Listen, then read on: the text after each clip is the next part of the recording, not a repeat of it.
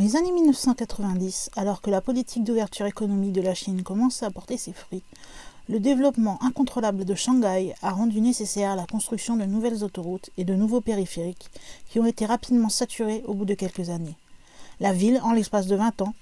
s'est couverte d'un réseau inextricable de routes, d'autoroutes et d'échangeurs qui surplombent ces rues sur plusieurs niveaux, comme la canopée d'une forêt tropicale.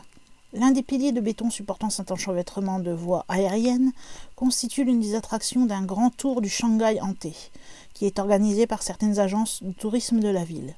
Il détonne en effet un peu au milieu des autres ponts et colonnes en béton gris, car il porte de très beaux bas-reliefs représentant une série de dragons chinois. Ce pilier aurait été édifié sur les conseils d'un moine bouddhiste du temple de Jinga,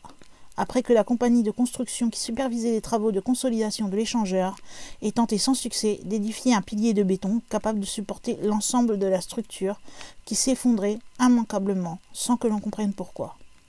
Le moine bouddhiste avait alors révélé l'existence d'un dragon endormi sous le sol qui, à cet endroit, empêchait que le pilier puisse être correctement édifié pour supporter de façon stable l'échangeur autoroutier.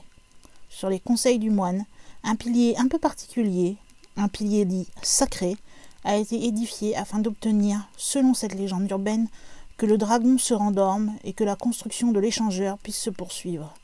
Le moine qui a béni le pilier passe pour être mort peu après dans des circonstances très mystérieuses.